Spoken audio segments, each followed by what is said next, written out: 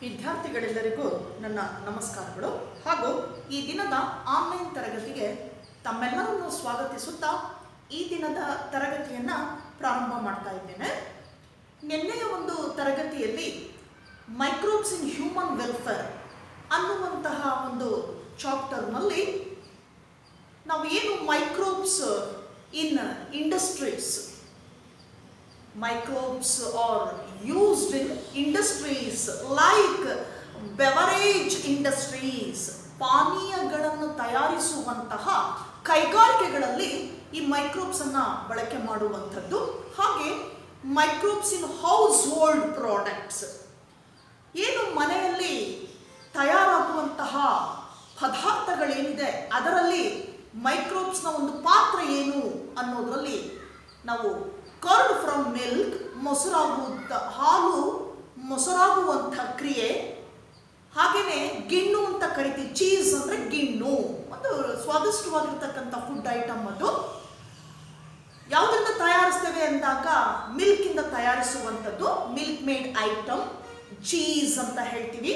ಅದರಲ್ಲಿ ಎರಡು ಎಕ್ಸಾಂಪಲ್ ಅನ್ನು ನೋಡಿದ್ವಿ, Swiss cheese and Roquefort.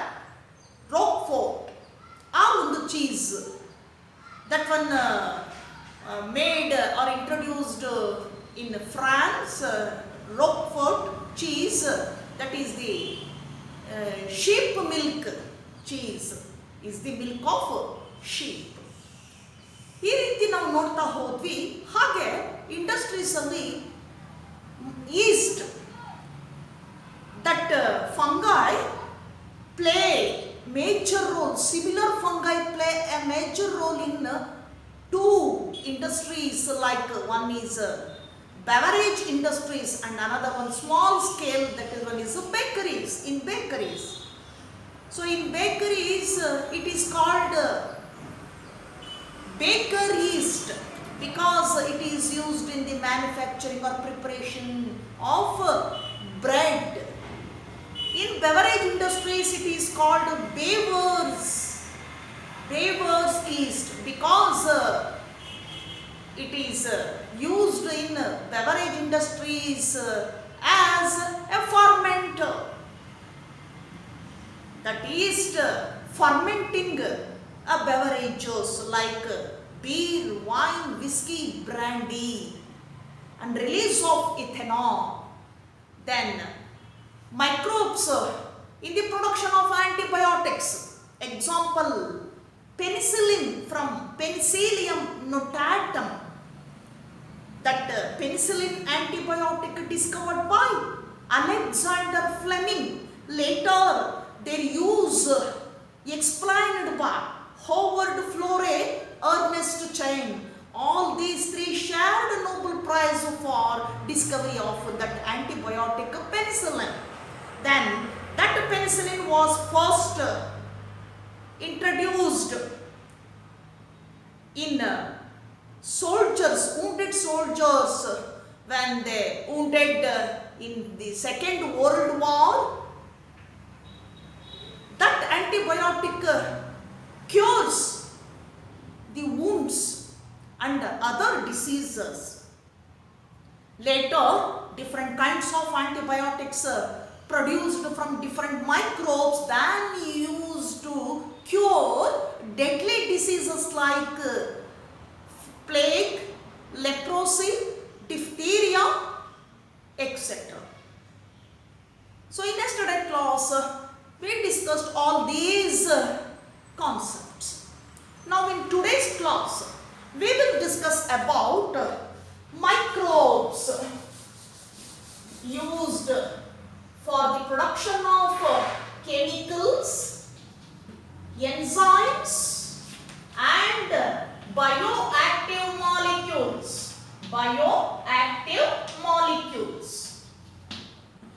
So ಇವತ್ತಿನ ಒಂದು ತರಗತಿಯಲ್ಲಿ ಏನು ಮೈಕ್ರೋಬ್ಸ್ ಇದೆ, ಬ್ಯಾಕ್ಟೀರಿಯಾ ಇರಬಹುದು, ಫಂಗೈ ಇರಬಹುದು, ಇವುಗಳನ್ನು ನಾವು ಕೆಲವು ರಾಸಾಯನಿಕ ವಸ್ತುಗಳ ತಯಾರಿಕೆಯಲ್ಲಿ ಬಳಕೆ ಮಾಡಿಕೊಳ್ತೇವೆ.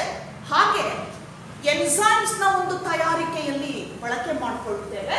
ಹಾಗೆ ಬಯೋ ಆಕ್ಟಿವ್ ಮಾಲಿಕ್ಯೂಲ್ ಆಗಿ ನಾವು ಅದನ್ನು ಬಳಕೆ ಮಾಡಿಕೊಳ್ತೇವೆ. So microbes in the production of chemicals, certain chemicals, enzymes and bioactive molecules. So let me start the chemicals. What are the types of chemicals produced from the microbes? Chemicals like acetic acid. Acetic acid, for examples. ಈಗ ನೋಡೋಣ, ರಾಸಾಯನಿಕ ವಸ್ತುಗಳ ತಯಾರಿಕೆಯಲ್ಲಿ ಕೆಲವು microbes ಅನ್ನು ನಾವು ಬಳಕೆ ಮಾಡಿಕೊಳ್ಳುತ್ತೇವೆ. ಆ ಮೈಕ್ರೋಬ್ಸ್ ಪರ್ಟಿಕ್ಯುಲರ್ ಕೆಮಿಕಲ್ಸ್ ಅನ್ನ ಏನ್ ಮಾಡುತ್ತೆ, ಪ್ರೊಡ್ಯೂಸ್ ಮಾಡ್ತದೆ. ಫಾರ್ ಎಕ್ಸಾಂಪಲ್, ಉದಾಹರಣೆಗೆ acetic acid, an organic acid, chemical, the production of chemicals in the sense organic acids, production of organic acids. For example, acetic acid. Acetic acid produced by a bacterium called as Acetobacter aceti. Acetobacter aceti. So ಈ acetic acid ಅನ್ನ ಒಂದು bacteria release ಮಾಡ್ತದೆ. ಅದು ಯಾವುದಪ್ಪ ಅಂದ್ರೆ ಅಸೆಟೋಬ್ಯಾಕ್ಟರ್ ಅಸಿಟೈ. ಅಸೆಟೋಬ್ಯಾಕ್ಟರ್ ಅಸಿಟೈ. ಇದು ಒಂದು bacterium. ಇದು ಅಸಿಟಿಕ್ ಆಸಿಡ್ ಅನ್ನ ಏನ್ ಮಾಡ್ತದೆ, ಪ್ರೊಡ್ಯೂಸ್ ಮಾಡ್ತದೆ. ಇದು ನಾವು ಒಂದು ಆರ್ಗ್ಯಾನಿಕ್ ಆಸಿಡ್ ಪ್ರೊಡಕ್ಷನ್ ಅಲ್ಲಿ ಬಳಸುವಂತಹ ಮೈಕ್ರೋಬ್ಸ್. ಒಂದೇ ಯಾವುದು, ಅಸಿಟಿಕ್ ಆಸಿಡ್. ಯಾವ ಬ್ಯಾಕ್ಟೀರಿಯಾದಿಂದ ಪಡ್ಕೊಳ್ಬಹುದು ನಾವು, ಅಸೆಟೋಬ್ಯಾಕ್ಟರ್ ಅಸಿಟೈ ಎನ್ನುವಂತಹ ಬ್ಯಾಕ್ಟೀರಿಯಾದಿಂದ ಪಡ್ಕೊಳ್ಬಹುದು. That second type of acid, that is butyric acid. Butyric acid. Butyric acid produced from the use of a bacterium known as Clostridium butylicum. ಈಗ ಇನ್ನೊಂದು ಆಸಿಡ್ ಇದೆ, ಬ್ಯೂಟೆರಿಕ್ ಆಸಿಡ್. ಇದನ್ನ ಮತ್ತೊಂದು ಬ್ಯಾಕ್ಟೀರಿಯಾವನ್ನ ಬಳಕೆ ಮಾಡಿಕೊಂಡು ಇಂಟ್ರೊಡ್ಯೂಸ್ ಮಾಡಿ ಈ ಒಂದು ಆಸಿಡ್ ಅನ್ನ ಪ್ರೊಡ್ಯೂಸ್ ಮಾಡಬಹುದು. So butyric acid produced from the help of a bacterium called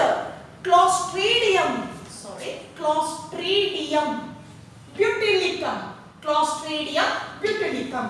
Then third one example, lactic acid. You know that, so you already heard that lactic acid produced by a bacterium called lactobacillus or lactic acid bacteria. So you have studied in the last class. Lactic acid produced from the bacterium known as lactobacillus. Then alcohol, ethanol produced from the fungi, that is yeast, Saccharomyces cerevisiae, that is a yeast name. So ethanol, ನಾನು ನಿನ್ನೆ beverage industries ಅಲ್ಲಿ ಆ fermentation ಪ್ರೋಸೆಸ್ಗೆ use ಮಾಡುವಂತಹ same East, ಬೇಕರಿನಲ್ಲಿ ಯಾವ್ದು use ಮಾಡ್ತೀವೋ ಆ East ಅನ್ನೇ ಫರ್ಮೆಂಟಿಂಗ್ process ಅಲ್ಲೂ ಕೂಡ ಯೂಸ್ ಮಾಡ್ತೇವೆ. ಇನ್ ಬೆವರೇಜ್ ಇಂಡಸ್ಟ್ರೀಸ್ ಅಲ್ಲಿ that East is Saccharomyces cerevisiae. So that yeast produces ethanol. Ethanol ಅನ್ನ ಪ್ರೊಡ್ಯೂಸ್ ಮಾಡ್ತದೆ ಆಫ್ಟರ್ ಫರ್ಮೆಂಟೇಷನ್ ಕ್ರಿಯೆನಲ್ಲಿ ಎಥೆನಾಲ್ ಅನ್ನುವ ಆಲ್ಕೋಹಾಲ್ ಅನ್ನ ರಿಲೀಸ್ ಮಾಡ್ತದೆ Saccharomyces cerevisiae. Next one, citric acid produced by a fungi called as Aspergillus niger.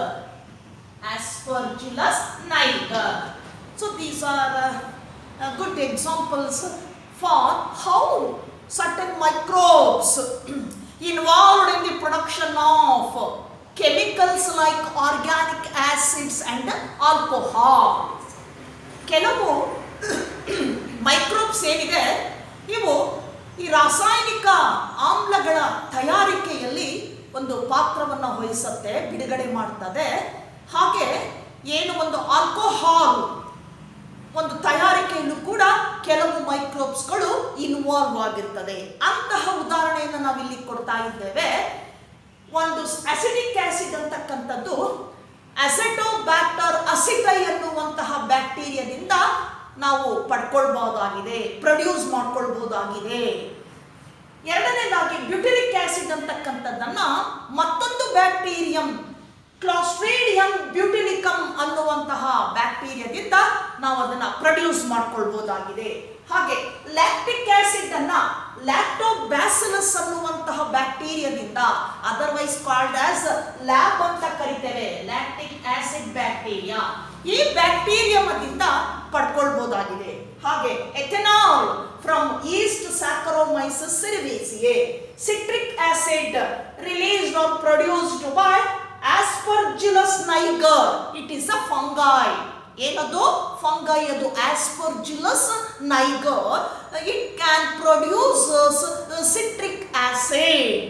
So these are good examples how microbes involved in the production of chemicals like organic acids and alcohol.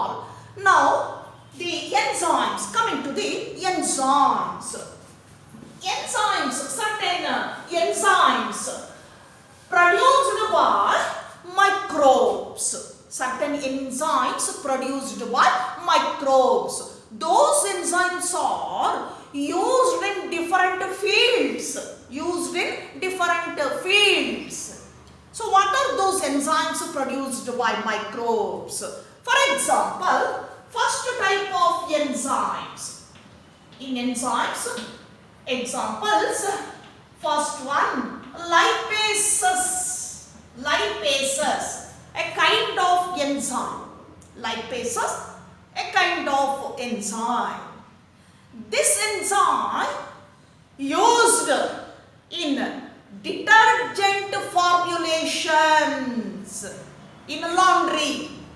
ಇದು ಒಂದು ರೀತಿಯ enzyme, ಇದು ಕಿಣ್ವ, lipase ಅಂತ ಕರಿತೀವಿ, ಅಥವಾ ಲೈಪೇಸಸ್. So lipase ಸಿಂಗ್ಯುಲರೇ ತಗೊಳ್ಳೋಣ. Lipase, this enzyme used in laundry. ಏನು ನೀವು ಲಾಂಡ್ರಿಯಲ್ಲಿ ಏನು ನೀವು ಡ್ರೈ ಕ್ಲೀನಿಂಗ್ ಎಲ್ಲ ಕೊಡ್ತೀರಾ ಅಲ್ವಾ? ಸ್ಯಾರೀಸ್ ಇರ್ಬೋದು, ಬೇರೆ ಬೇರೆ ಕ್ಲಾತ್ಸ್ ಇರ್ಬೋದು, ಅದರಲ್ಲಿ ಏನಾದರೂ ಸ್ವಲ್ಪ ಆಯಿಲ್ ಇದ್ದರೆ ಅಥವಾ ಬೇರೆ ರೀತಿ ಬಣ್ಣ ಮಿಕ್ಸ್ ಆಗಿದ್ರೆ ಅದನ್ನು ಕ್ಲೀನ್ ಮಾಡಲಿಕ್ಕೆ ಏನು ಮಾಡ್ತಾರೆ, ನೀವು ಲಾಂಡ್ರಿಗೆ ಕೊಡ್ತೀರಾ, ನೀವು ಡ್ರೈ ಕ್ಲೀನಿಗೆ ಕೊಡ್ತೀರಾ, ಅಲ್ಲಿ ಈ ಎನ್ಸೈಮ್ ಅನ್ನು ಬಳಕೆ ಮಾಡ್ಕೊಳ್ತಾರೆ, ಲೈಪೇಸ್ ಅನ್ನುವಂಥದ್ದು. So it is used in laundry as A detergent formulation.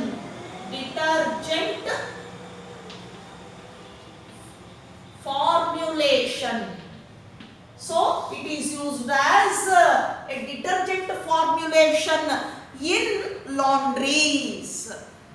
It removes oily stains. So ಎಣ್ಣೆ ಮಿಶ್ರಿತ ಕಲೆಗಳನ್ನ ಏನ್ ಮಾಡುತ್ತೆ, ಇದು ತೆಗೆಯುತ್ತೆ, ಕ್ಲೀನ್ ಮಾಡುತ್ತೆ. ಹಾಗಾಗಿ ಇದನ್ನ ಲಾಂಡ್ರಿನಲ್ಲಿ ಡಿಟರ್ಜೆಂಟ್ ಫಾರ್ಮುಲೇಷನ್ ಆಗ್ಬಿಟ್ಟು ಏನ್ ಮಾಡ್ತಾರೆ, ಈ ಎನ್ಸೈಮ್ ಅನ್ನ ಉಪಯೋಗ ಮಾಡ್ಕೊಳ್ತಾರೆ, ಬಳಕೆ ಮಾಡ್ಕೊಳ್ತಾರೆ. ಇದು lipase enzyme. Then second example, pectinase enzyme. This is another kind of enzyme used in the bottled juice clarifiers. So used in a juice manufacturing. ಹಣ್ಣುಗಳ ಒಂದು ಏನಿದೆ, ಜ್ಯೂಸ್ ಏನಿದೆ, ಈ ಹಣ್ಣಿನ ರಸದ ತಯಾರಿಕಾ ಘಟ್ಟದಲ್ಲಿ ಇದನ್ನು ಬಳಸ್ತಾರೆ, ಲೈಪೇಸ್ ಅಂತಕ್ಕಂಥ ಪೆಕ್ಟಿನೇಸ್ ಅನ್ನುವಂಥದ್ದನ್ನ. So it is used as the juice clarifiers. Juice clarifiers ಆಗಿ ಯೂಸ್ ಮಾಡ್ತೇವೆ. ನೀವು ನೋಡಿರ್ಬೋದು ಬಾಟಲ್ ಜ್ಯೂಸ್ ಬೇಕಾದಷ್ಟು ಟೈಪಲ್ಲಿ ನೋಡಿದ್ದೀರಾ. ಕೋಕೋ ಕೋಲಾ ಇರ್ಬೋದು ನಿಮ್ಮದು, ಹೌದಲ್ವಾ? ಹಾಗೆ ಥಮ್ಸ್ ಅಪ್ ಇರ್ಬೋದು, ಕೋಕೋ ಕೋಲಾ ಇರ್ಬೋದು, 7 ಅಪ್ ಇರ್ಬೋದು. ಬೇಕಾದಷ್ಟು ಡ್ರಿಂಕ್ಸ್ ಅನ್ನು ನೀವು ನೋಡಿದ್ರೆ, ಜ್ಯೂಸಸ್ ಅನ್ನು ನೋಡಿದ್ದೀರಿ ನೀವು, mango juice, orange etcetera. So ಬಾಟ್ಲಲ್ಲಿ ಬರ್ತಕ್ಕಂಥ ಜ್ಯೂಸು ತಿಳಿಯಾಗಿ ಕಾಣಿಸುತ್ತೆ ನಮಗೆ. ಎಷ್ಟು ಕ್ಲಿಯರ್ ಆಗಿ ಕಾಣುತ್ತೆ ನೋಡಿ ಅದು. ಇದನ್ನೇ ನಾವು ಬಾಟಲ್ ಜ್ಯೂಸ್ ಅಂತ ಕರಿತೇವೆ. ಎಷ್ಟು ಆ ಕ್ಲಾರಿಟಿ ಏನಿದೆ, ಆ ತಿಳಿಯಾಗಿ ಕಾಣಿಸುವಂತ ಒಂದು ಕ್ಲಾರಿಟಿ ಇದೆಯಲ್ಲ, ಆ ಕ್ಲಾರಿಟಿ ಬರಬೇಕು ಅಂದಾಗ ಈ ಒಂದು ಪೆಕ್ಟಿನೇಸ್ ಎನ್ಸೈಮ್ ಅನ್ನ ಇಂಟ್ರೊಡ್ಯೂಸ್ ಮಾಡ್ತಾರೆ ಮ್ಯಾನುಫ್ಯಾಕ್ಚರಿಂಗ್ ಅಲ್ಲಿ. So pectinase enzyme used as the juice clarifiers. Juice clarifiers. Clarifiers. So it clarify juices. ಏನ್ ಮಾಡುತ್ತೆ ಅದನ್ನ, ಆ ಜ್ಯೂಸ್ ಅಲ್ಲಿ ಇರ್ತಕ್ಕಂಥದ್ದನ್ನ, ಎಲ್ಲ ಇರ್ತಕ್ಕಂಥ ಡಸ್ಟ್ ಅಥವಾ ಅಲ್ಲಿರ್ತಕ್ಕಂಥ ಈ ವಿಸಿಬಲ್ ಏನಿದೆ ಆ ಪಾರ್ಟಿಕಲ್ಸ್ ಎಲ್ಲವನ್ನ ಏನ್ ಮಾಡುತ್ತೆ, ಡೈಜೆಸ್ಟ್ ಮಾಡಿ ತಿಳಿ ಮಾಡುತ್ತೆ, ಜ್ಯೂಸ್ ಅನ್ನ ತಿಳಿ ಮಾಡ್ತದೆ. ಆ ಕ್ಲಾರಿಟಿಗೆ ಈ ಒಂದು ಎನ್ಸೈಮ್ ಅನ್ನ ಬಳಸ್ಕೊಳ್ತಾರೆ. ಬಾಟಲ್ ಜ್ಯೂಸ್ ಅಲ್ಲಿ ಏನ್ ಸ್ಟೋರ್ ಮಾಡಿರ್ತಾರಲ್ಲ ಜ್ಯೂಸ್ ಅನ್ನ, ಬಾಟಲ್ ಜ್ಯೂಸು, ಅಲ್ಲಿ ಆ ಕ್ಲಾರಿಟಿಗೆ ಈ ಪೆಕ್ಟಿನೇಸ್ ಎನ್ಸೈಮ್ ಅನ್ನ ಇಂಟ್ರೊಡ್ಯೂಸ್ ಮಾಡ್ತಾರೆ. So it is used as juice clarifiers. So it clarifies juice, fruit juices. This is pectinase. ಆ second one, third one, that is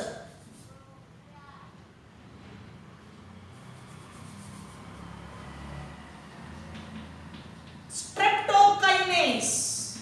Streptokinase, another type of enzyme. Streptokinase.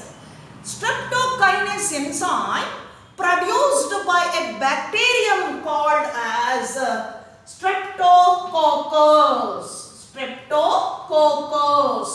This bacterium produces streptokinase enzyme. Streptokinase enzyme. ಈಗ ಒಂದು bacteria ಇದೆ, bacterium, ಅದು Streptococcus ಅಂತ ಕರಿತೀವಿ. Coccus ಗ್ರೂಪಿಗೆ ಸೇರಿರುವಂತಕ್ಕಂಥದ್ದು rod shaped bacteria. ಇದು ಒಂದು ರೀತಿಯ ಎನ್ಸೈಮ್ ಅನ್ನ ಪ್ರೊಡ್ಯೂಸ್ ಮಾಡ್ತದೆ. ಆ ಎನ್ಸೈಮ್ ಅನ್ನ ನಾವು ಸ್ಟ್ರೆಪ್ಟೋಕೈನೇಸ್ ಅಂತ ಕರಿತೇವೆ. Streptokinase. It is used as clot buster. Clot buster. It is used as a clot buster. What is meant by clot busters? That means it removes blood clots in the vessels. ಏನಾಗಿರುತ್ತಿದ್ದು, ಇದನ್ನ ಬಳಕೆ ಮಾಡೋದ್ರಿಂದ, ಇದನ್ನ ಉಪಯೋಗಿಸೋದ್ರಿಂದ ಏನಾಗುತ್ತೆ, ರಕ್ತನಾಳಗಳಲ್ಲಿರ್ತಕ್ಕಂಥ blood vessels ಅಲ್ಲಿ ಇರ್ತಕ್ಕಂತಹ ಸಣ್ಣ ಸಣ್ಣ ಹೆಪ್ಪುಗಟ್ಟಿದಂತಹ ರಕ್ತದ ಹೆಪ್ಪುಗಟ್ಟುವಿಕೆಯನ್ನ, ಕ್ಲಾಟ್ಸ್ ಅನ್ನ ಏನ್ ಮಾಡುತ್ತದು, ರಿಮೂವ್ ಮಾಡ್ತದೆ. ಹಾಗಾಗಿ ಸ್ಟ್ರೆಪ್ಟೋಕೈನೇಸ್ ಅನ್ನ ನಾವು ಕ್ಲಾಟ್ ಬಸ್ಟರ್ ಅಂತ ಕರಿತೇವೆ. ಏನಂತ ಹೇಳ್ತೀವಿ ಇದನ್ನ? It is used as A clot buster. That means it removes blood clots in blood vessels. Blood vessels ಇರ್ತಕ್ಕಂಥ ಸಣ್ಣ ಸಣ್ಣ ಬ್ಲಡ್ ಕ್ಲಾಟ್ಸ್ ಅನ್ನ, ಗಂಟುಗಳನ್ನ, ಹೆಪ್ಪುಗಟ್ಟುವಿಕೆಯನ್ನ ಏನ್ ಮಾಡುತ್ತಿದ್ದು, ಕ್ಲಿಯರ್ ಮಾಡ್ತದೆ. ಇದು ಸ್ಟ್ರೆಪ್ಟೋಕೈನೇಸ್ ಅಂತ ಕರಿತೇವೆ. Next, these are the examples for enzymes. ಎನ್ಸೈಮ್ಸ್ಗೆ ನಾವು ಕೊಡುವಂತಹ ಎಕ್ಸಾಂಪಲ್ಸ್. ಒಂದು ಲೈಪೇಸ್, ಪೆಕ್ಟಿನೇಸ್, ಸ್ಟ್ರೆಪ್ಟೋಕೈನೇಸ್. ಎನ್ಸೈಮ್ಸ್ಗೆ ಕೊಡುವಂತಹ ಎಕ್ಸಾಂಪಲ್ಸ್. ನಾವು bioactive molecules. So microbes used as bioactive molecules. ಯಾವ್ಯಾವ್ದು ಬಯೋಆಕ್ಟಿವ್ ಮಾಲಿಕ್ಯೂಲ್ಸ್ ಅಂದಾಗ, first one example for bioactive molecules. Bioactive molecules. Examples for this one is cyclosporin A. Cyclosporin A. It is a one of the type of bioactive molecule. Cyclosporin A produced by a fungi known as Trichoderma polysporum. Trichoderma polysporum. So a fungus. ಈ ಸೈಕ್ಲೋಸ್ಪೋರಿನ್ A ಅನ್ನುವಂಥದ್ದು ನಾವು bio active molecule ಆಗಿ ಉಪಯೋಗ ಮಾಡಿಕೊಳ್ತಿದ್ದೇವೆ. Cyclosporin A is used as a bioactive molecule. It is released or produced from the fungus known as Trichoderma polysporum. Trichoderma polysporum ಅನ್ನುವಂತಹ ಶಿಲೀಂಧ್ರದಿಂದ ಏನಾಗುತ್ತೆ, ಇದು ಬಿಡುಗಡೆಯಾಗ್ತದೆ. ಈ ಶಿಲೀಂಧ್ರ ಈ ಒಂದು ಸೈಕ್ಲೋಸ್ಪೋರಿನ್ ಎ ಅನ್ನುವಂತಹ ಸಬ್ಸ್ಟೆನ್ಸ್ ಅನ್ನ ಬಿಡುಗಡೆ ಮಾಡ್ತದೆ. ಇದನ್ನ ನಾವು ಬಯೋ ಆಕ್ಟಿವ್ ಮಾಲಿಕ್ಯೂಲ್ ಆಗಿ ಎಲ್ಲಿ ಉಪಯೋಗಿಸ್ತೇವೆ ಅಂದಾಗ, cyclosporin A nothing but used as a bio active molecule in immunosuppressive agent. It is used as immunosuppressive agents. ಯಾವ ರೀತಿ ಬಳಕೆ ಮಾಡ್ಕೊಳ್ತೀವಿ ನಾವು ಇದನ್ನ? immunosuppressive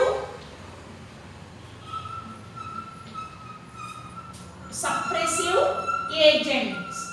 What is meant by immunosuppressive? I already told you in the acquired immunity. There are two types of lymphocytes. One is B lymphocyte, another one is T lymphocytes. B lymphocytes produced antibodies, whereas T lymphocytes assist to B lymphocytes. But that plays a major role in organ transplantation condition. ಅಂಗಾಂಗ ಕಸಿ ಮಾಡುವಿಕೆಯಲ್ಲಿ ಬಹಳ ಮುಖ್ಯ ಪಾತ್ರವನ್ನು ವಹಿಸುತ್ತದೆ.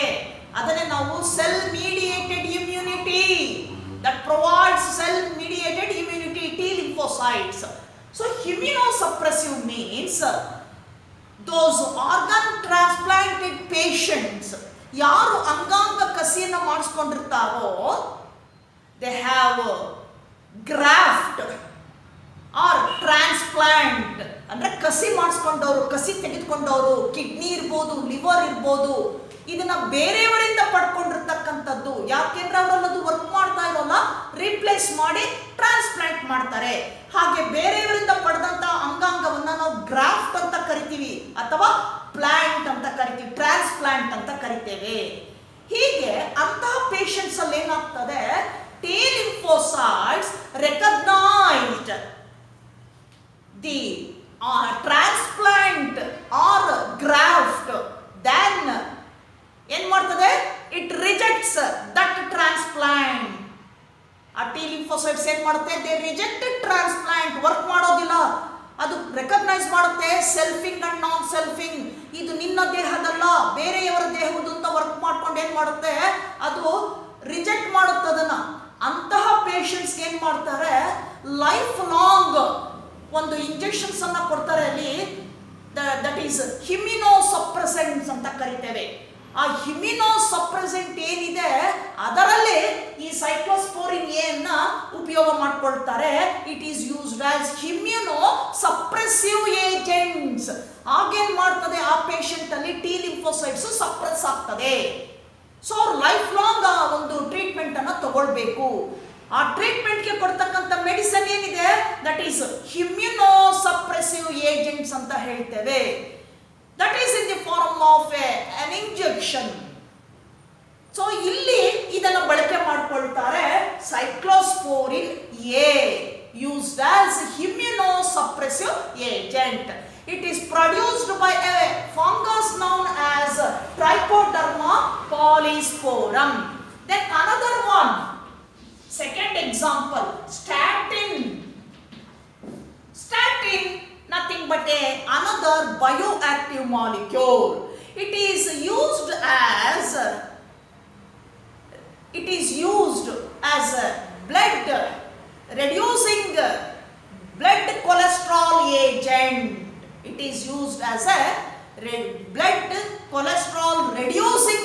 Agent, ರಕ್ತದಲ್ಲಿ cholesterol ಪ್ರಮಾಣವನ್ನು ತಗ್ಗಿಸುವಂತಹ agent ಆಗಿ ಉಪಯೋಗಿಸ್ತಾರೆ ಸ್ಟ್ಯಾಟಿನ್ ಅನ್ನ. Statin used as a blood cholesterol reducing agent, blood cholesterol reducing agent, statin very used. So it is used in the blood cholesterol reducing condition. So it is used as a blood cholesterol reducing agent, statin. Statin produced by a fungus known as Monoscus purpureus, Monoscus purpureus. ಇದು ಕೂಡ ಒಂದು ಏನು ಫಂಗೈಯಿಂದ ಬರ್ತಕ್ಕಂಥದ್ದು statin ಅನ್ನುವಂಥದ್ದು. ಇದನ್ನು produce ಮಾಡುವಂತಹ ಆ fungi ಏನಿದೆ ಮೊನಾಸ್ಕಸ್ ಪರ್ಪ್ಯೂರಿಯಾಸ್ ಅಂತ ಕರಿತೇವೆ. ಮೊನಾಸ್ಕಸ್ ಪರ್ಪ್ಯೂರಿಯಾಸ್ ಇದು bio active molecules. When microbes play in the field of active molecules, bioactive molecules used in different purposes. Example for that is cyclosporin A and statin. So this is how microbes introduced in the production of chemicals, enzymes and bioactive molecules. Now we move on to sewage water treatment. Sewage water treatment. Next one. Sewage water treatment. Water treatment. Microbes used in sewage water treatment purpose. What is the meaning of sewage? ಈಗ sewage means ಕೊಳಚೆ ಅಂತ ಹೇಳ್ತೀವಿ ನಾವು. ಕೊಳಚೆ ನೀರು, sewage water ಅಂದ್ರೆ ಕೊಳಚೆ ನೀರು. ಈ ಕೊಳಚೆ ನೀರನ್ನು ಶುದ್ಧೀಕರಿಸುವ ಒಂದು ಘಟಕದಲ್ಲಿ ಮೈಕ್ರೋಬ್ಸ್ ಅನ್ನ ನಾವು ಉಪಯೋಗಿಸ್ತಾ ಇದ್ದೇವೆ. ಅದನ್ನು ನಾವು ಸೀವೇಜ್ ವಾಟರ್ ಟ್ರೀಟ್ಮೆಂಟ್ ಅಂತ ಹೇಳ್ತೀವಿ. ಹಾಗಾದ್ರೆ ಸೀವೇಜ್ ವಾಟರ್ ಅಂದ್ರೆ ಏನು, ಎಲ್ಲಿಂದ ಡಿಸ್ಪೋಸ್ ಆಗ್ತದೆ, ಎಲ್ಲಿಂದ ಇದು ಜನರೇಟ್ ಆಗ್ತದೆ ಅಂದಾಗ sewage water it is generated from or disposed from different places like industries, rural areas and urban areas. Urban areas includes cities and towns, where in those areas wastewater disposed from those areas and finally collected at one side. That water containing disease causing agents and fecal matter of human and other organic matter. ಈಗ sewage water ಅಂದ್ರೆ ಎಲ್ಲಿಂದ ಇದು dispose ಆಗುತ್ತೆ ಅಂದ್ರೆ ಇದನ್ನ ಕನ್ನಡದಲ್ಲಿ ಕೊಳಚೆ ನೀರು ಅಂತ ಕರಿತೀವಿ.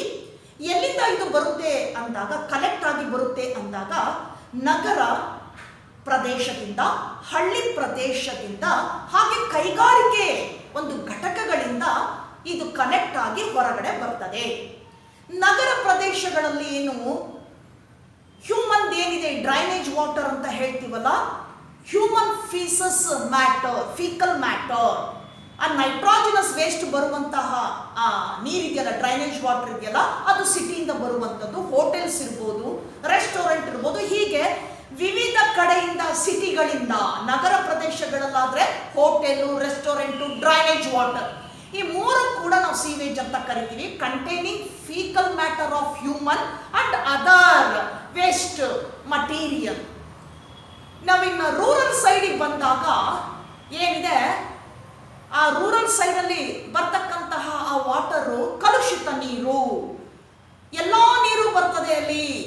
ಯಾವ ರೀತಿಯಾಗಿ ಕಲೆಕ್ಟ್ ಆಗಿರ್ತದೆ, ಸ್ನಾನ ಮಾಡಿರೋದಾಗಿರ್ಬೋದು, ಕ್ಲಾತ್ ವಾಷಿಂಗ್ ಆಗಿರಬಹುದು, ಈ ರೀತಿ ಬೇರೆ ಪರ್ಪಸ್ಗೆ ಯೂಸ್ ಮಾಡಿದಂತಹ ಆ ನೀರು ವೇಸ್ಟ್ ವಾಟರ್ ಏನಿದೆ, ಆ ವೇಸ್ಟ್ ವಾಟರ್ ಏನಾಗುತ್ತೆ, finally collected at one side, ಒಂದು ಕಡೆ ಎಲ್ಲ ಬಂದು ಕಲೆಕ್ಟ್ ಆಗ್ತದೆ and turn in the form of sewage water. ಒಂದು ಕಡೆ ಕಲೆಕ್ಟ್ ಆಗ್ಬಿಟ್ಟು ಏನಾಗುತ್ತೆ, ಕೊಳಚೆ ನೀರಾಗಿ ಪರಿವರ್ತನೆ ಆಗ್ತದೆ. ಬಿಕಾಸ್ ದೇ ಕಂಟೈನಿಂಗ್ ಪ್ಯಾಥೋಜನ್ಸ್, ಅಂದ್ರೆ ಡಿಸೀಸ್ ಕಾಸಿಂಗ್ ಏಜೆಂಟ್ಸ್, ಮಲೇರಿಯಾ ಇರ್ಬೋದು ಅಥವಾ ಬೇರೆ ಬೇರೆ ಡಿಸೆಂಟ್ರಿ ಕಾಸ್ ಮಾಡ್ತಕ್ಕಂಥ ಬ್ಯಾಕ್ಟೀರಿಯಾ ಇರ್ಬೋದು, ಹೀಗೆ ಪ್ಯಾಥೋಜನ್ ಇರ್ಬೋದು, ಅಲ್ಲ ಬೇರೆ ಬೇರೆ ರೋಗಗಳನ್ನು, ಕಾಲೆರಾ ಇರ್ಬೋದು, ಈ ಥರ ಹರಡುವಂತಹ ಕ್ರಿಮಿಗಳು ಅದರಲ್ಲಿರ್ತದೆ. ಹಾಗೆ ಒಂದು ರೀತಿ so they produce bad smell, ಒಂದು ಕೆಟ್ಟ ರೀತಿಯ ವಾಸನೆಯನ್ನು ಕೊಡುವಂಥದ್ದು ಸೀವೇಜ್ ವಾಟರ್. ಅದ್ರ ಜೊತೆಗೆ ಫೀಕಲ್ ಮ್ಯಾಟರ್ ಇರ್ತದೆ, ಇನ್ನೂ ಅನೇಕ ರೀತಿಯಾಗಿರ್ತಕ್ಕಂಥ ಆರ್ಗ್ಯಾನಿಕ್ ಮ್ಯಾಟರ್ ಇರ್ತದೆ. So that collected water from rural side and urban side and industrial area finally discharged into rivers and streams, ಇವೆಲ್ಲ ಒಂದು ಕಡೆ ಸೇರಿ ಸೀವೇಜ್ ವಾಟರ್ ಆಗ್ತದೆ. ಮೇನ್ ಆಗಿ ಆ ಕೊಳಚೆ ನೀರಲ್ಲಿ ಏನಿರ್ತದೆ, disease causing agents, pathogens, that collected water from different areas including fecal matter of human, other organic matter and pathogens, that polluted water is termed as sewage water. Finally that sewage water discharged to rivers and streams, the entire river body, stream body become polluted. ಈ ಇಂತಹ ನೀರು ಕೊನೆಯಲ್ಲಿ ನದಿಗಳನ್ನ ಅಥವಾ ಸಣ್ಣ ಸಣ್ಣ ಕೊಳಗಳನ್ನ ಸೇರಿದಾಗ ಏನಾಗುತ್ತೆ, ಆ ಶುದ್ಧ ನೀರು ಕೂಡ ಪಲ್ಯೂಟ್ ಆಗ್ತದೆ, ಕಲುಷಿತವಾಗ್ತಕ್ಕಂಥದ್ದು. ಇದು sewage water. Then how it treat, ಹಾಗಾದ್ರೆ ಯಾವ ರೀತಿ ಟ್ರೀಟ್ ಮಾಡಬಹುದು ಸೀವೇಜ್ ವಾಟರ್ನ? That step, that process is called sewage water treatment, where that sewage water that discharged to river should be treated properly. ಅದನ್ನ ನಾವೇನ್ ಮಾಡಬೇಕಾಗಿದೆ, ಶುದ್ಧೀಕರಿಸಬೇಕಾಗಿದೆ. ಅದು ನದಿಯನ್ನ ಅಥವಾ ಇತರೆ ಒಂದು ಕೊಳಗಳನ್ನು ಸೇರುವ ಮೊದಲು ಶುದ್ಧೀಕರಿಸಬೇಕಾಗಿದೆ. That is called sewage water treatment. Sewage water treatment includes, the process includes 2 steps. ಈ ಸೀವೇಜ್ ವಾಟರ್ ಟ್ರೀಟ್ಮೆಂಟ್ ಅಲ್ಲಿ 2 ಸ್ಟೆಪ್ಸ್ಗಳಿದೆ. First step is called primary treatment, primary treatment, and the second step is called secondary treatment. Secondary treatment. So primary and secondary treatment. So involved in the sewage water treatment. ಶುದ್ಧೀಕರಿಸುವ ಹಂತದಲ್ಲಿ 2 ಹಂತಗಳಿದೆ. ಒಂದನ್ನ ಪ್ರಥಮ ಹಂತ ಅಂತ ಕರಿತೀವಿ, primary treatment. ಇನ್ನೊಂದನ್ನ secondary, ದ್ವಿತೀಯ ಹಂತದಲ್ಲಿ ಶುದ್ಧೀಕರಿಸುವುದು. Coming to the first type, primary treatment. Primary treatment includes again 2 steps. ಇದರಲ್ಲಿ ಮತ್ತೆ 2 ಸ್ಟೆಪ್ಸ್ಗಳಿದೆ. One is called filtration and second one is called sedimentation. Sedimentation. So these 2 steps in primary treatment.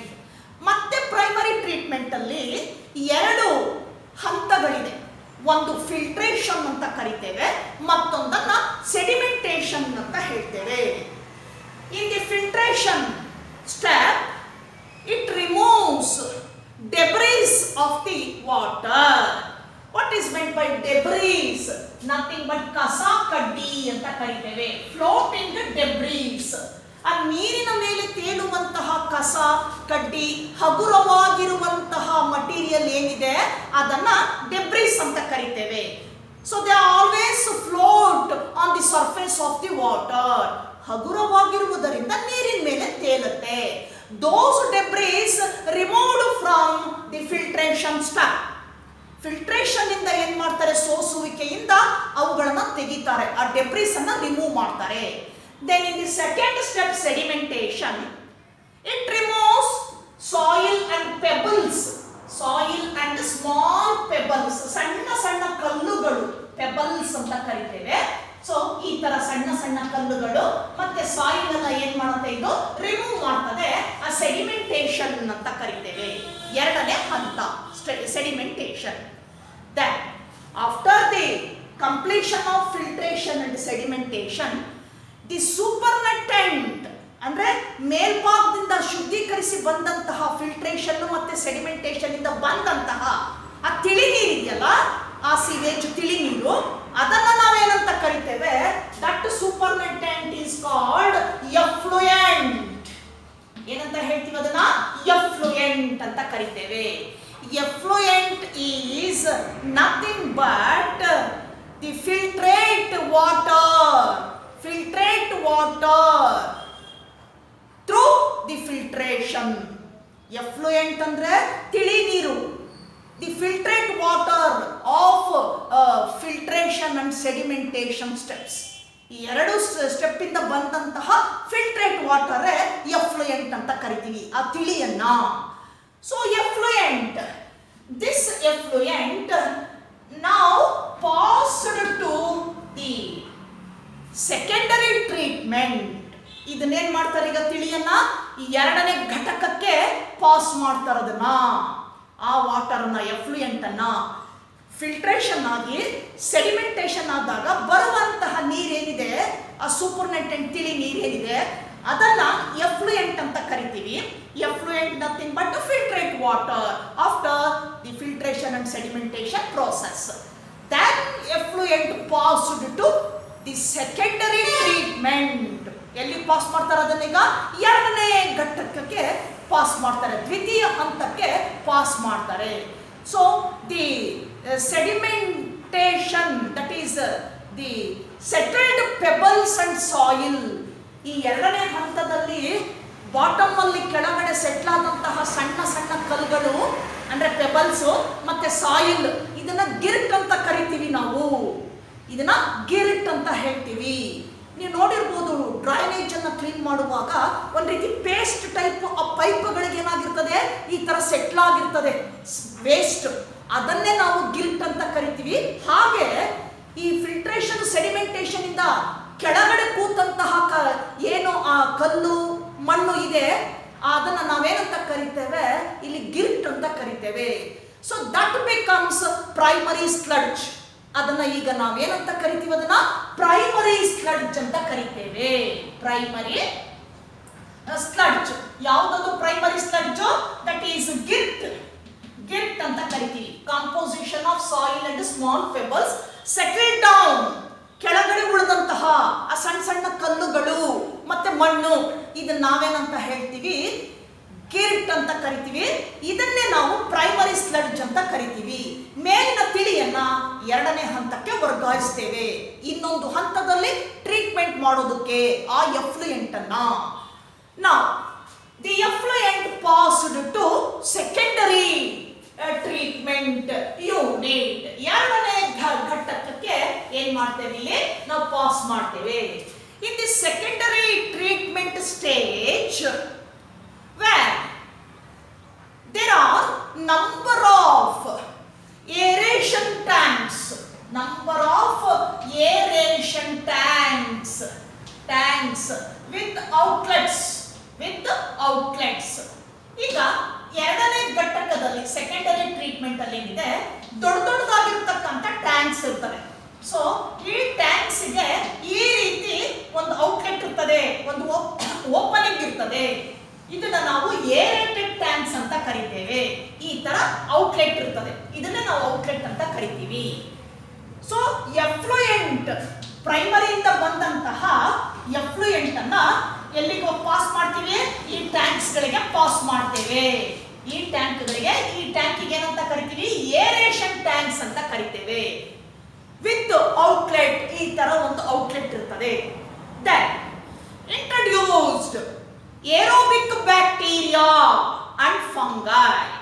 ಈ tank ಒಳಗಡೆ aerobic bacteria ಮತ್ತು ಫಂಗೈಯನ್ನ introduce ಮಾಡ್ತಾರೆ. ಯಾವುದರಲ್ಲಿ? Aeration tanks ಅಲ್ಲಿ. ಫಸ್ಟ್ ಟ್ರೀಟ್ಮೆಂಟ್ ಇಂದ ಬಂದಂತಹ ತಿಳಿ ನೀರು ಏನಿದೆ ಎಫ್ಲುಯೆಂಟ್ ಅನ್ನ ಈಗ ಇಲ್ಲಿ ಫಿಲ್ ಮಾಡ್ತಾರೆ, ಅಲ್ಲಿ ಪಾಸ್ ಮಾಡಿದ್ದಾರೆ. ಆ ಪಾಸ್ ಮಾಡಿರ್ತಕ್ಕಂಥ ಟ್ಯಾಂಕ್ಸ್ ಅಲ್ಲಿ ಏನನ್ನ ಇಂಟ್ರೊಡ್ಯೂಸ್ ಮಾಡ್ತಾರೆ? Aerobic bacteria and fungus. ಇಲ್ಲಿ ಏರೋಬಿಕ್ ಬ್ಯಾಕ್ಟೀರಿಯಾ ಮತ್ತೆ ಫಂಗಸ್ ಅನ್ನ ಇಂಟ್ರೊಡ್ಯೂಸ್ ಮಾಡ್ತಾರೆ. The aerobic bacteria and fungi association of these two appeared as a flux. ಇವೆರಡೂ ಸೇರ್ಕೊಂಡ್ಬಿಟ್ಟು ಏನ್ ಮಾಡುತ್ತೆ? ಏರೋಬಿಕ್ ಬ್ಯಾಕ್ಟೀರಿಯಾ ಮತ್ತೆ ಫಂಗೈ ಯಾವ ತರ ಕಾಣಿಸುತ್ತೆ ನಮಗೆ? ಈ ತರ ಅಂದ್ರೆ ಆ ಟ್ಯಾಂಕ್ ಒಳಗಡೆ ಈ ತರ ಮೆಶ್ ಲೈಕ್ ಅಪಿಯರೆನ್ಸ್ ಕಾಣಿಸುತ್ತೆ. ವೈರ್ ಮೆಶ್ ಹೆಂಗ್ ಕಾಣಿಸುತ್ತೋ ಆ ಟೈಪ್ ಅಲ್ಲಿ ಕಾಣಿಸ್ತಾ ಇರ್ತದೆ ಮೇಲ್ಗಡೆ ಟ್ಯಾಂಕ್ಸ್ ಒಳಗಡೆ. ಈ ತರ ಇಂಟ್ರೊಡ್ಯೂಸ್ ಮಾಡಿದ ಮೇಲೆ ಅದನ್ನೇನಂತ ಕರಿತೀವಿ ನಾವು? ದಿಸ್ ಈಸ್ ಕಾಲ್ಡ್ ಫ್ಲಾಕ್ಸ್ ಅಂತ ಕರಿತೇವೆ. So flax, definition for flax: aerobic bacteria associated with fungal threads appeared as a mesh, appeared like a mesh like structure called flocks. ಈ ತರ ಕಾಣಿಸ್ತಾ ಇರ್ತದೆ. ಇದನ್ನ ನಾವೇನಂತ ಹೇಳ್ತೀವಿ? ಫ್ಲಾಕ್ಸ್ ಅಂತ ಕರಿತೀವಿ. ಫ್ಲಾಕ್ಸ್ ಅಂತಂದ್ರೆ aerobic bacteria, aerobic bacteria associated with fungal threads, fungal threads appeared as, ಯಾವ ರೀತಿ ಕಂಡು ಬರುತ್ತದು? appeared as a mesh. Wire mesh ಹೆಂಗ್ ಕಾಣಿಸುತ್ತೋ ಈ ತರ ವೈರ್ ಮೆಶ್ ಆ ಟೈಪ್ ಅಲ್ಲಿ ಕಾಣಿಸ್ತಾ ಇರ್ತದೆ, ತೇಲ್ತಾ ಇರ್ತದೆ ಮೇಲ್ಗಡೆ ಆ ಏರೇಷನ್ ಟ್ಯಾಂಕ್ಸ್ ಅಲ್ಲಿ. ಇದನ್ನ ಫ್ಲಾಕ್ಸ್ ಅಂತ ಕರಿತೇವೆ. Then the flocks digested organic matter in that effluent. ಅಲ್ಲಿಗೆ ಪಾಸ್ ಮಾಡಿದಂತಹ ಎಫ್ಲುಯೆಂಟ್ ಅಲ್ಲಿ ಇರುವಂತಹ ಕರಗಿರುವಂತಹ ವಸ್ತುಗಳನ್ನ, ಆರ್ಗ್ಯಾನಿಕ್ ಮ್ಯಾಟರ್ ಅನ್ನ ಏನ್ ಮಾಡುತ್ತೆ? ಡೈಜೆಸ್ಟ್ ಮಾಡ್ಕೊಳ್ತದೆ ಆ ಬ್ಯಾಕ್ಟೀರಿಯಾ, ಏರೋಬಿಕ್ ಬ್ಯಾಕ್ಟೀರಿಯಾ ಮತ್ತೆ fungi. And reduced the BOD. ಕೊನೆಗೆ ಏನ್ ಮಾಡುತ್ತದು? BOD ಅನ್ನ ರೆಡ್ಯೂಸ್ ಮಾಡ್ತದೆ. What is meant by BOD? That is biochemical oxygen demand. BOD. ಇಲ್ಲಿ ಆ ಫಂಗೈ ಏನ್ ಮಾಡ್ತದೆ? ಫ್ಲಾಕ್ಸ್ ಈ ತಿಳಿ ನೀರಲ್ಲಿ ಬಂದ ಕರಗಿರ್ತಕ್ಕಂಥ ಆರ್ಗ್ಯಾನಿಕ್ ಮ್ಯಾಟರ್ ಅನ್ನೆಲ್ಲ ಏನ್ ಮಾಡುತ್ತೆ? ಕನ್ಸ್ಯೂಮ್ ಮಾಡ್ಕೊಳ್ತದೆ. ಕನ್ಸ್ಯೂಮ್ ಮಾಡಿದಾಗ ನೀರೇನಾಗುತ್ತೆ? ಅದು ಕೊಳಚೆ ನೀರು ಸ್ವಲ್ಪ ಮಟ್ಟಿಗೆ ತಿಳಿ ಆಗ್ತದೆ. ಆ ತಿಳಿ ಆಗುವಿಕೆಯನ್ನ ನಾವೇನಂತ ಕರಿತೀವಿ? ರೆಡ್ಯೂಸ್ಡ್. ಯಾವ ರೂಪದಲ್ಲಿ ಹೇಳ್ತೀವಿ? Reduced BOD. What is meant by BOD? Biochemical oxygen demand. Biochemical oxygen demand. Oxygen demand. So biochemical oxygen demand means when aerobic bacteria consumed organic matter in that water required amount of oxygen. This is measured in the form of BOD value. ಈಗ ಆ bacteria ಏನಿದೆ ನೀರಿನಲ್ಲಿ ಎಷ್ಟು ಪ್ರಮಾಣದಲ್ಲಿ organic matter ಕರಗಿದೆ ಅದರ ಮೇಲೆ BOD ಅನ್ನು ನಿರ್ಧರಿಸಲಾಗುತ್ತದೆ. ಈ ನೀರಿನಲ್ಲಿ ಹೆಚ್ಚು ಪ್ರಮಾಣದಲ್ಲಿ ಆರ್ಗ್ಯಾನಿಕ್ ಮ್ಯಾಟರ್ ಕರಗಿತ್ತು ಅಂದ್ರೆ ಅದನ್ನ ಡೈಜೆಸ್ಟ್ ಮಾಡ್ಕೊಳ್ಬೇಕಾದ್ರೆ ಬ್ಯಾಕ್ಟೀರಿಯಾಗೆ, ಅಂದ್ರೆ ಅದನ್ನ ತಗೊಳ್ಬೇಕಾದ್ರೆ, ಕನ್ಸ್ಯೂಮ್ ಮಾಡ್ಕೋಬೇಕಾದ್ರೆ ಬ್ಯಾಕ್ಟೀರಿಯಾಗೆ ಏನ್ ಬೇಕಾಗ್ತದೆ? ಆಕ್ಸಿಜನ್ ಬೇಕಾಗ್ತದೆ. ದಿ ಅಮೌಂಟ್ ಆಫ್ ಆಕ್ಸಿಜನ್ ಎಷ್ಟು ಪ್ರಮಾಣದಲ್ಲಿ ಬೇಕಾಗ್ತದೆ ಅಂದಾಗ ಎಷ್ಟು ಅಮೌಂಟ್ ಆರ್ಗ್ಯಾನಿಕ್ ಮ್ಯಾಟರ್ ಕರಗಿದೆ ನೀರಿನಲ್ಲಿ ಅನ್ನೋದ್ರ ಮೇಲೆ ಡಿಪೆಂಡ್ ಆಗಿರ್ತದೆ. That depends how much of organic matter dissolved in that sample, water sample. If small amount of organic matter is dissolved, so the requirement of oxygen is very less for aerobic bacteria. ಕರಗಿರ್ತಕ್ಕಂತಹ organic matter ಸ್ವಲ್ಪ ಪ್ರಮಾಣದಲ್ಲಿದ್ರೆ they need small amount of oxygen to break down those organic matter. ಆ ಸಣ್ಣ ಸಣ್ಣ ಕಣಗಳನ್ನೆಲ್ಲ ತಿಂದಾಕ್ಬಿಡುತ್ತೆ, ಅದು consume ಮಾಡ್ಕೊಂಡ್ಬಿಡ್ತದೆ. ಆ consume ಮಾಡ್ಕೋಬೇಕಾದ್ರೆ ಅದಕ್ಕೆ ಏನ್ ಬೇಕಾಗ್ತದೆ? ಆಕ್ಸಿಜನ್ ಬೇಕಾಗ್ತದೆ. ಇದನ್ನ ಹೇಗೆ ನಿರ್ಧರಿಸ್ತೀವಿ ನಾವು ಅಂದ್ರೆ, ಆ ನೀರಿನಲ್ಲಿ ಹೆಚ್ಚು ಪ್ರಮಾಣದಲ್ಲಿ ಆ ಒಂದು ರಾಸಾಯನಿಕ ವಸ್ತುಗಳು ಕರಗಿದ್ರೆ ಬ್ಯಾಕ್ಟೀರಿಯಾ ಅದನ್ನು ಕನ್ಸ್ಯೂಮ್ ಮಾಡ್ಕೋಬೇಕಾದ್ರೆ ಹೆಚ್ಚು ಪ್ರಮಾಣದಲ್ಲಿ ಆಕ್ಸಿಜನ್ ಕೇಳ್ತದೆ. ಅಲ್ಲೇನಾದ್ರೂ ಕಡಿಮೆ ಪ್ರಮಾಣದಲ್ಲಿ ಆ ಆರ್ಗ್ಯಾನಿಕ್ ಮ್ಯಾಟರ್ ಇತ್ತು ಅಂದ್ರೆ ಸ್ವಲ್ಪ ಪ್ರಮಾಣದಲ್ಲಿ ಆಕ್ಸಿಜನ್ ಕೇಳ್ತದೆ. ಇದನ್ನೇ ನಾವೇನಂತ ಕರಿತೀವಿ? ಬಿಒಡಿ ಅಂತ ಕರಿತೇವೆ. If BOD is high, so they required large amount of oxygen. ಅಲ್ಲಿಗೆ ನೀರು ಕಲುಷಿತ ಅಂತ ಹೇಳ್ತೀವಿ. If BOD is less or low, so the water become free or pure ಅಂತ ಕರಿತೇವೆ. ಯಾವಾಗಲೂ ನೀರಿನಲ್ಲಿ ಬಿಒಡಿ ಇದೆಯಲ್ಲ ಕಡಿಮೆ ಇರಬೇಕು, ಅದು ಲೋ ಇರಬೇಕು. ಲೋ ಇದ್ದಾಗ ಏನಾಗುತ್ತೆ, ನೀರಿನಲ್ಲಿ ಕರಗಿರುವಂತಹ ಇತರೆ ಪದಾರ್ಥಗಳ ಅಂಶ ಕ್ವಾಂಟಿಟಿ ಕಡಿಮೆ ಇರ್ತದೆ, ತಿಳಿಯಾಗುತ್ತೆ ನೀರು.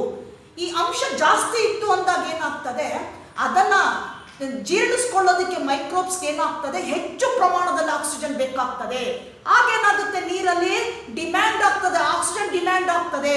ಇದನ್ನೇ ನಾವು ಬಿಒಡಿ ಅಂತ ಕರೆಯೋದು. It is measured by ಬಿಒಡಿ value. ಯಾವ ರೀತಿ ಮೆಷರ್ ಮಾಡ್ತೀವಿ ನಾವು ಇದನ್ನ? ಬಿಒಡಿ value, biochemical oxygen demand value. For example, in drinking water BOD value less than 5 mg per liter. ಎಷ್ಟಿರಬೇಕು ಡ್ರಿಂಕಿಂಗ್ ವಾಟರ್ ಅಲ್ಲಿ? 5 mg per liter. In the river body, so it is less than 1 mg per liter. 1 mg per liter. This is value, BOD value. Measured by BOD value. Biochemical oxygen demand. So in the second treatment, so aerobic frogs, that is aerobic bacteria and fungi reduce the BOD. Then those flock, that is association of bacteria and fungi, so that flock is settled. Those flocks are settled at the bottom. Then the effluent of the secondary treatment then passed to large tanks. ಈಗ ಎರಡನೇ ಹಂತದಲ್ಲಿ treatment ಆದ ನಂತರ ಆ ನೀರನ್ನ ಏನ್ ಮಾಡ್ತಾರೆ, ಮತ್ತೊಂದು ದೊಡ್ಡ ಟ್ಯಾಂಕ್ಗಳಿಗೆ ವರ್ಗಾಯಿಸ್ತಾರೆ, ಪಾಸ್ ಮಾಡ್ತಾರೆ. Then small amount, before that small amount of flocks, settled flocks, ಏನು ಆ ಏರೇಷನ್ ಟ್ಯಾಂಕ್ಸ್ ಅಲ್ಲಿ ಆ ಫ್ಲಾಕ್ಸ್ ಎಲ್ಲ ತೇಲ್ತಾ ಇತ್ತಲ್ಲ, ಅದರಲ್ಲಿ ಸ್ವಲ್ಪ ಪ್ರಮಾಣದ ಫ್ಲಾಕ್ಸ್ ಅನ್ನ ಏನ್ ಮಾಡ್ತಾರೆ, ಆ ಮೆಶ್ ಲೈಕ್ ಸಬ್ಸ್ಟೆನ್ಸ್ ಅನ್ನ ಏನ್ ಮಾಡ್ತಾರೆ, small amount of flocks introduced again to aeration tanks. ಮತ್ತೆ ಏರೇಷನ್ ಟ್ಯಾಂಕ್ಸ್ ಏನ್ ಮಾಡ್ತಾರೆ, ಇಂಟ್ರೊಡ್ಯೂಸ್ ಮಾಡ್ತಾರೆ. Then large amount of settled flocks transferred to big tanks along with the effluent. ಆ ನೀರಿನ ಜೊತೆ ಆ ಫ್ಲಾಕ್ಸ್ ಅನ್ನ ಏನ್ ಮಾಡ್ತಾರೆ, ಮತ್ತೆ ದೊಡ್ಡ ದೊಡ್ಡ ಟ್ಯಾಂಕ್ಗಳಿಗೆ ವರ್ಗಾಯಿಸ್ತಾರೆ. Those tanks containing anaerobic bacteria. ಈಗ ಇಲ್ಲಿಂದ ಟ್ರಾನ್ಸ್ಫರ್ ಆಗಿರ್ತಕ್ಕಂತಹ ನೀರನ್ನ ಎರಡನೇ ಘಟಕದಿಂದ ಮುಂದೆ ದೊಡ್ಡ ದೊಡ್ಡ ಟ್ಯಾಂಕ್ಗಳಿಗೆ ಇದನ್ನ ಪಾಸ್ ಮಾಡ್ತಾರೆ. ಇಲ್ಲೇನಿರ್ತದೆ ಈ ಟ್ಯಾಂಕ್ ಅಲ್ಲಿ? ಅನಾರೋಬಿಕ್ ಬ್ಯಾಕ್ಟೀರಿಯಾ ಇದೆ. Anaerobic bacteria. Those big tanks containing anaerobic bacteria, they called digesters. ಅವುಗಳಿಗೆ ಏನಂತ ಕರಿತೀವಿ? ಡೈಜೆಸ್ಟರ್ಸ್ ಅಂತ ಕರಿತೇವೆ. ಡೈಜೆಸ್ಟರ್ ಟ್ಯಾಂಕ್ಸ್ ಅಂತ ಕರಿತೇವೆ. Anaerobic, without oxygen, they live without oxygen. Such type of bacteria is called anaerobic bacteria. Those tanks containing anaerobic bacteria. Now These anaerobic bacteria digest flocks along with the effluent when passed. ಈಗ ಎರಡನೇ ಹಂತದಿಂದ ಆ effluent ಏನಿದೆ ನೀರನ್ನ ಇಲ್ಲಿಗೆ ವರ್ಗಾಯಿಸ್ತಾರೆ. ಈ anaerobic bacteria ಇರುವಂತಹ ಒಂದು ದೊಡ್ಡ ದೊಡ್ಡ ವೆಸಲ್ಸ್ ಗಳಿಗೆ, ಆ ಟ್ಯಾಂಕ್ ಗಳಿಗೆ ವರ್ಗಾಯಿಸ್ತಾರೆ. ಆಗೇನಾಗ್ತದೆ, ಅದರ ಜೊತೆ ಬಂದಂತಹ ಫ್ಲಾಕ್ಸ್ ಇದೆಯಲ್ಲ, ಏರೋಬಿಕ್ ಬ್ಯಾಕ್ಟೀರಿಯಾ ಫಂಗೈ ಇರ್ತಕ್ಕಂಥ ಫ್ಲಾಕ್ಸ್ ಅನ್ನ ಈ ಅನರೋಬಿಕ್ ಬ್ಯಾಕ್ಟೀರಿಯಾ ಏನ್ ಮಾಡ್ಕೊಳ್ತದೆ, ಕನ್ಸ್ಯೂಮ್ ಮಾಡ್ಕೊಳ್ತದೆ. In big tanks, that is digesters, anaerobic bacteria consumed flocks. ಆ ಫ್ಲಾಕ್ಸ್ ಅನ್ನ ಏನ್ ಮಾಡುತ್ತದು, ಕನ್ಸ್ಯೂಮ್ ಮಾಡ್ತದೆ. then release of mixture of gas, release of mixture of gases like methane, carbon dioxide and H2S, hydrogen sulfide. ಈಗ ಆ anaerobic bacteria flax ಅನ್ನ ತಿಂದುಬಿಟ್ಟು consume ಮಾಡ್ಕೊಂಡ್ಬಿಟ್ಟು ಒಂದು ಮಿಕ್ಸ್ಚರ್ ಇರ್ತಕ್ಕಂಥ ಗ್ಯಾಸಸ್ ಅನ್ನ ಏನ್ ಮಾಡುತ್ತದು, ರಿಲೀಸ್ ಮಾಡ್ತಾರೆ. ಅಂದ್ರೆ combination of 2 or more gases, mixture of gases. ಯಾವ ಗ್ಯಾಸಸ್ ಇರುತ್ತೆ ಅಲ್ಲಿ ಅಂದಾಗ, ಒಂದು methane, CH4, CO2 carbon dioxide and H2S hydrogen sulphide. ಈ ಮೂರು ಗ್ಯಾಸ್ಗಳ ಒಂದು ಮಿಕ್ಸ್ಚರ್ ಇರ್ತಕ್ಕಂಥ ಗ್ಯಾಸ್ ಅನ್ನ ಏನ್ ಮಾಡುತ್ತದು, ರಿಲೀಸ್ ಮಾಡ್ತದೆ anaerobic bacteria. That gas is called biogas. ಆ ಗ್ಯಾಸ್ ಅನ್ನ ಏನಂತ ಹೇಳ್ತೇವೆ ನಾವು, ಅನಿಲವನ್ನ ಬಯೋಗ್ಯಾಸ್ ಅಂತ ಕರಿತೇವೆ. That mixture of gases called biogas. Biogas, ಇದನ್ನೇ ಬಯೋಗ್ಯಾಸ್ ಅಂತ ಕರಿತೇವೆ. So, in India, a number of major rivers are located in different parts of India. For example, Ganga, Jamuna, Saraswati, Brahmaputra, like that, major rivers of India. Now, those rivers already polluted because of the contamination, because of the sewage contamination.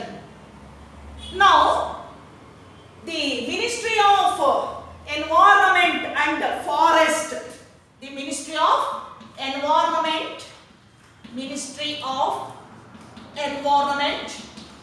and Forest Department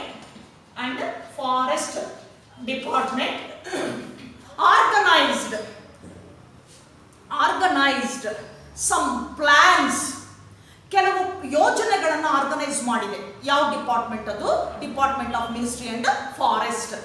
ಆ plants ಏನಿದೆ, ದೋಸ್ plants to clean, ಅದನ್ನೆಲ್ಲಿ use ಮಾಡ್ತಾ ಇದ್ದೇವೆ, ಆ plants ಅನ್ನ ಹಾಕೊಂಡಿದ್ದಾರೆ ಅಂದಾಗ, ದೋಸ್ plants used or introduced for the cleaning of those major rivers like Ganga, Jamuna, Saraswati. ಈ main rivers ಅನ್ನ ಕ್ಲೀನ್ ಮಾಡೋದಕ್ಕೆ ಇಂಟ್ರೊಡ್ಯೂಸ್ ಮಾಡ್ಕೊಂಡಿದ್ದಾರೆ ಆ ಯೋಜನೆಗಳನ್ನ. ಪ್ಲಾನ್ಸ್ ಮೀನ್ಸ್ ನಥಿಂಗ್ ಬಟ್ ಯೋಜನೆ. So those plans are called Ganga treatment plan, then Jamuna treatment plan. ಅದನ್ನೇನಂತ ಕರಿತೇವೆ, ಗಂಗಾ ಏನು ನದಿ ಇದೆ ಶುದ್ಧೀಕರಣ ಯೋಜನೆ, ಜಮುನಾ ನದಿ ಶುದ್ಧೀಕರಣ ಯೋಜನೆ.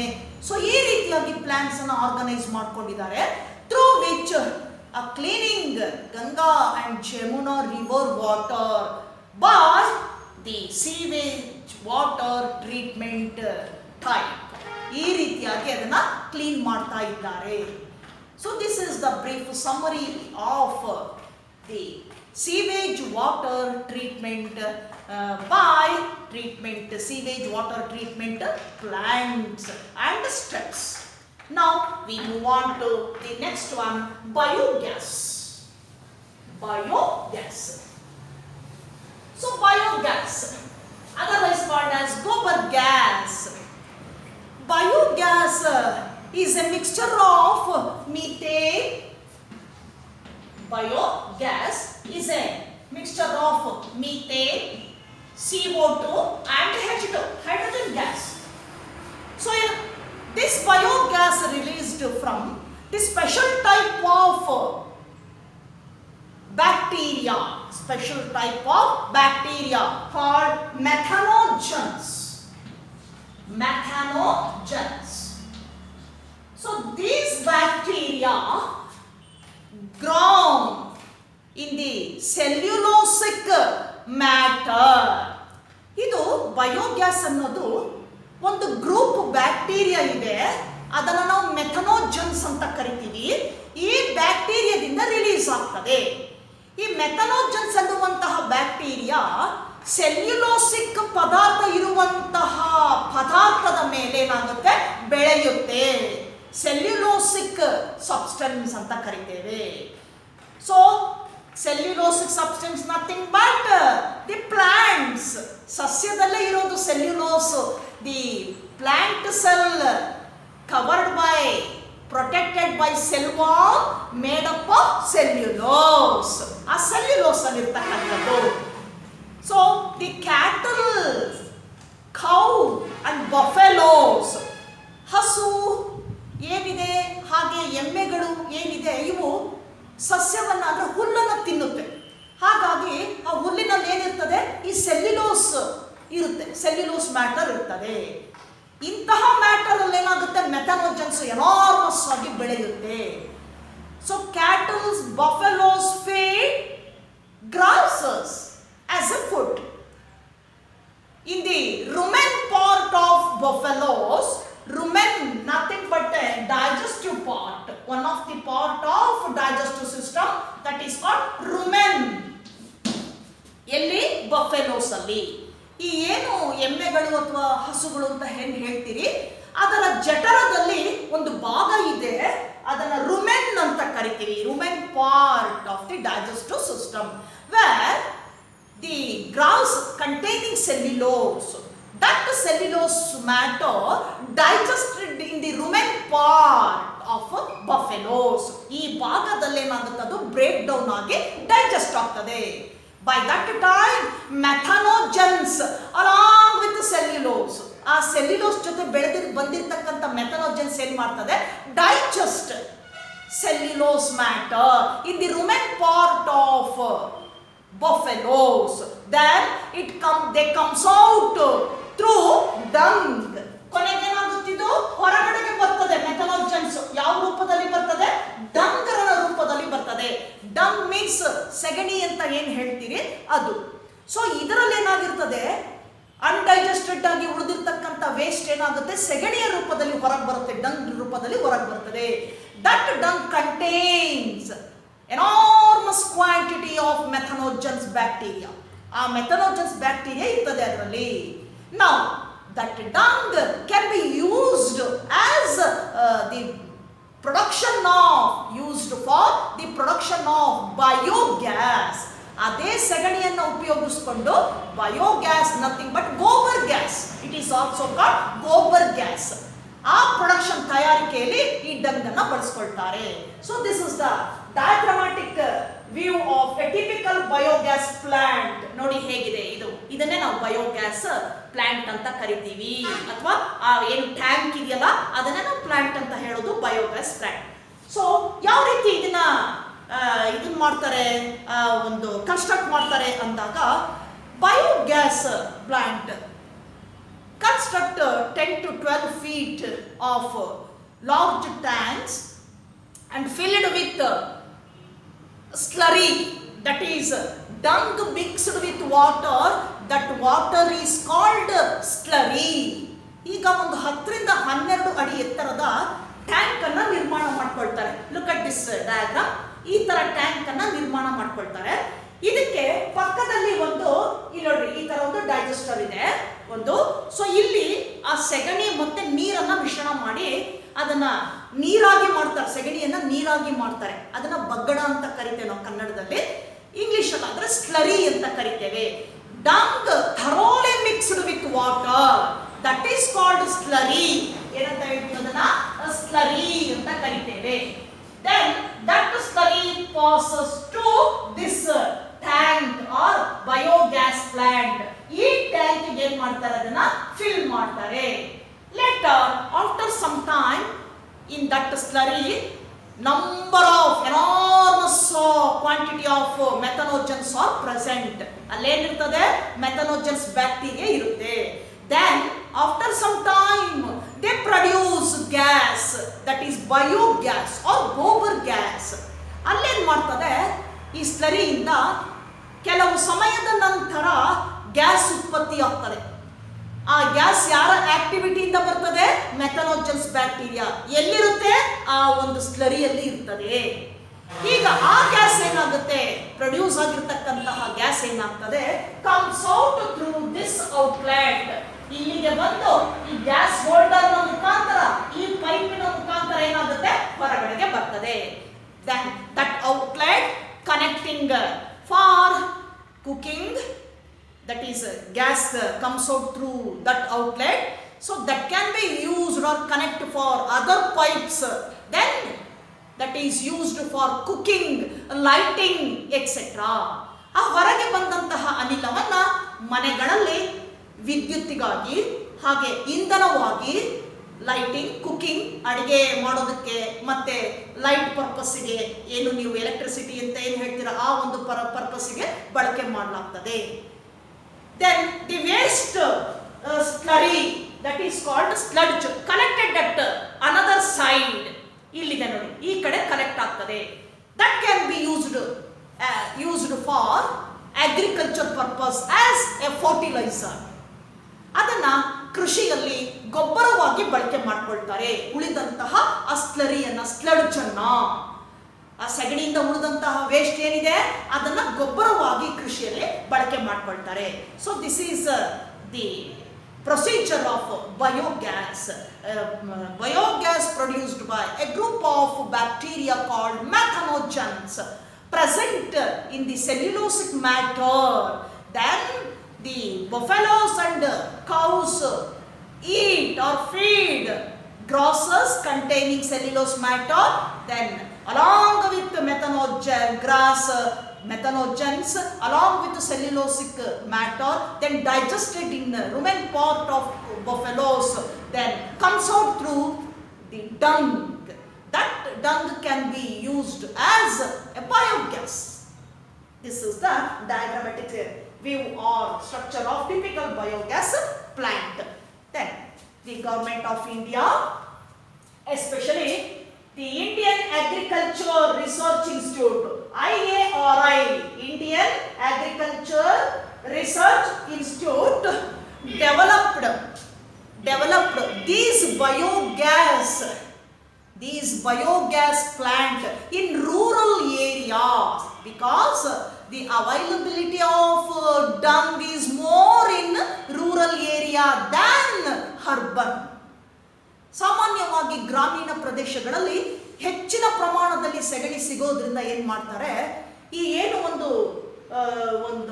ಇದಿದೆ, ಡಿಪಾರ್ಟ್ಮೆಂಟ್ ಇದೆ, that is Indian agriculture research institute, IARI, Indian agriculture research institute, developed, ಅಭಿವೃದ್ಧಿ ಮಾಡಿದೆ, ಇಂತಹ ಘಟಕಗಳನ್ನು ಅಭಿವೃದ್ಧಿ ಮಾಡಿದೆ ಗ್ರಾಮೀಣ ಪ್ರದೇಶಗಳಲ್ಲಿ.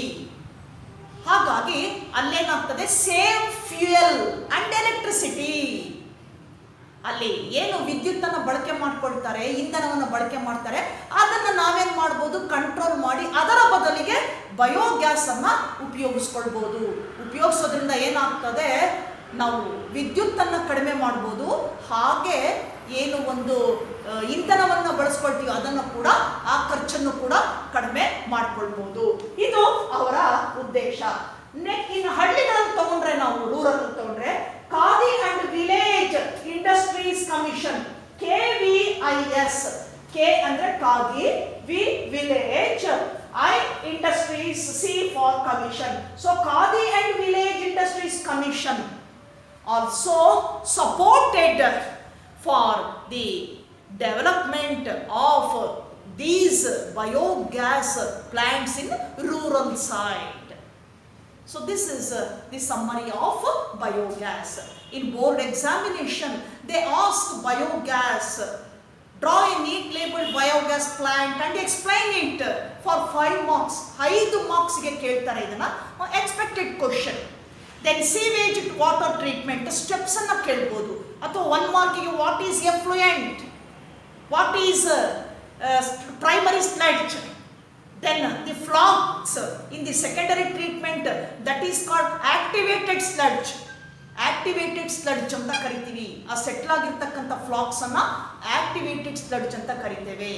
ಇದಿಷ್ಟು ನಾವು ಇವತ್ತಿನ ಒಂದು ಕ್ಲಾಸಲ್ಲಿ ನೋಡಿರ್ತಕ್ಕಂತಹ ವಿಷಯ. So this is enough for today's class. Then I will take up the next concept in next class. Till then, good.